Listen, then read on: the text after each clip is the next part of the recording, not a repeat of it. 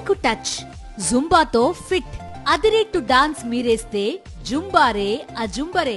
పూర్తి వివరాలకు చదవండి రేపటి సాక్షి దినపత్రిక. రవీందర్ లైవ్ లో సిద్ధంగా ఉన్నారు. రవీందర్, వాడని నెయ్యిని వాడిన నెయ్యిగా చంద్రబాబు ఆల్టర్ చేస్తూ కూడా ప్రజల్ని మభ్యపెట్టే ప్రయత్నం చేయడంతో పాటుగా టీటీడీ ప్రతిష్టను కూడా దిగజార్చే ప్రయత్నం చేస్తున్నారు. దీని పట్ల కూడా వైఎస్ఆర్సీపీ ఖండిస్తూ వస్తోంది. దానికి సంబంధించిన ప్రూఫ్స్ కూడా ప్రజల ముందు పెడుతూ వస్తోంది. లేఖలో వైఎస్ జగన్ మోదీకి రాసిన లేఖలో పేర్కొన్న అంశాలకు సంబంధించి, అలాగే సీజేఐ కూడా లేఖ రాస్తానని చెప్పారు. ఈ లేఖకు సంబంధించిన పూర్తి డీటెయిల్స్ ఏంటి రవీందర్? సిద్ధు, ప్రస్తుతం అయితే భారత ప్రధానమంత్రి నరేంద్ర మోదీని ఉద్దేశించి వైఎస్ జగన్ లేఖ రాశారు. మరికొద్దిసేపట్లోనే సీజేఐకి సంబంధించినటువంటి లేఖ కూడా వైఎస్ జగన్ రాయబోతున్నారు. అది మీడియా కూడా విడుదల చేసే అవకాశం అయితే కనిపిస్తుంది. ప్రధానంగా చూస్తే గడిచిన కొంతకాలంగా, అంటే గడిచిన ముఖ్యమంత్రిగా చంద్రబాబు ప్రమాణ స్వీకారం చేసిన తర్వాత ఈ 100 రోజుల్లో అత్యంత ఘోరమైన వైఫల్యాలను చంద్రబాబు ప్రభుత్వం మూటగట్టుకున్న పరిస్థితుంది.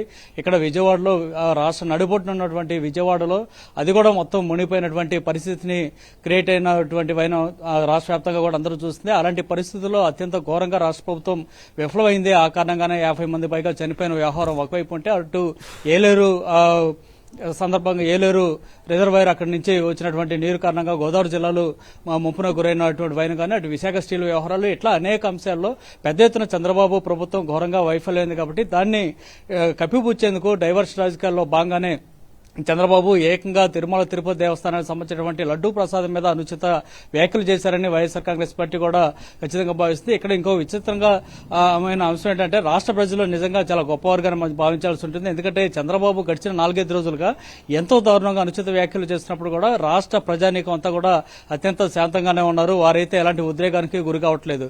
అయితే చంద్రబాబు ప్రభుత్వంలోనే ఉన్నటువంటి కూటమి ప్రభుత్వంలో ఉన్నటువంటి మిగతా పార్టీలకు సంబంధించినటువంటి నాయకులు, కార్యకర్తలు మాత్రం అక్కడక్కడ ఉద్రేకపూరితమైన వ్యవహారాలు చేస్తున్నారు. కొద్దిసేపు క్రితం తాడేపల్లిలోని వైఎస్ఆర్ కాంగ్రెస్ పార్టీ కేంద్ర కార్యాలయం మీద దాడి చేసేందుకు బీజేపీకి సంబంధించినటువంటి యువమోర్చా నాయకులు కూడా ప్రయత్నం చేశారు. అంటే ఇదంతా కూడా ఇప్పటికే లడ్డు ప్రసాదం మీద చేసినటువంటి వ్యవహారం ఏదైతే ఉందో అదంతా కూడా పూర్తిగా భూమిరంగా అయిన నేపథ్యంలో జగన్ మీద ఇక రాజకీయంగా మరింత దాడి చేసేందుకు ఇప్పటివరకు మతపరమైన దాడులు చేశారు. ఇప్పుడు రాజకీయంగా కూడా అత్యంత దారుణమైన వ్యాఖ్యలు చేసే విధంగా ఇక దాడులు చేసే ప్రయత్నం కూడా తెలుగుదేశం పార్టీ చేస్తుందనేది చాలా స్పష్టంగా అర్థమవుతుంది. ఒకవైపు ఇస్కాన్ లాంటి సంస్థలు, ఇంకా ఇతర ధార్మిక సంస్థలతోటి రాష్ట్ర వ్యాప్తంగా పెద్ద ఎత్తున ఉద్యమాలు చేయాలి, నిరసన ప్రదర్శనలు చేసేందుకు జనం పెద్ద ఎత్తున రోడ్ల మీద రావాలంటూ పిలుపునిచ్చినప్పుడు కూడా ఏ ఒక్కరూ స్పందించలేదు. కేవలం తెలుగుదేశం పార్టీ, జనసేన, బీజేపీ సంబంధించినటువంటి కొంతమంది నాయకులు, కార్యకర్తలు మాత్రమే అక్కడక్కడ హడావుడి చేస్తున్నారు తప్ప రాష్ట్ర వ్యాప్తంగా ప్రజలు, ప్రజాస్వామ్యవాదులు, ఇతర ధార్మిక సంస్థలు అంతా కూడా అత్యంత సానుకూలంగా ఉన్నాయి. ఎందుకున్నాయంటే ఖచ్చితంగా ఇందులో ఎలాంటి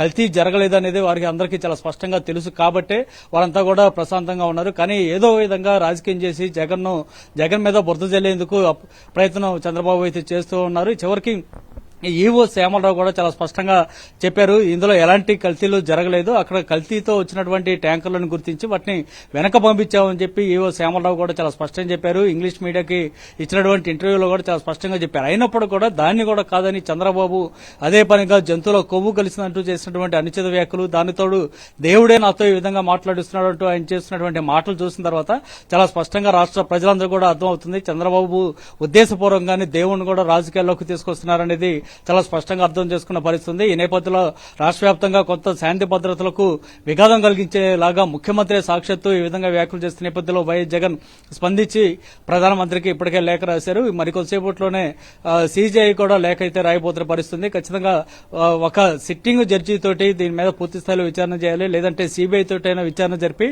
ఇందులో వాస్తవాలు ఉంటే కనుక ఎవరు దానికి బాధ్యతలో వారిని శిక్షించాలి. కానీ ఆ దేవుడు లడ్డూ సంబంధించి అనుచిత వ్యాఖ్యలు చేస్తూ ప్రచారం చేస్తూ 100 కోట్ల మంది భక్తుల మనోభావాలు దెబ్బతీస్తున్న విధంగా వ్యవహరిస్తున్నటువంటి వ్యక్తులు ఎవరైతే ఉన్నారో వారి మీద కఠిన చర్యలు తీసుకోవాలని కోరుతూ ప్రధానికి ఇప్పుడే వైఎస్ జగన్ లేఖ రాసిన పరిస్థితి ఉంది. దీనికి సంబంధించి ప్రధానమంత్రి కార్యాలయం ఏ విధంగా స్పందిస్తుందో వేచి చూడాల్సిన పరిస్థితి అయితే ఉంది. సిద్ధు. ఓకే రవీందర్.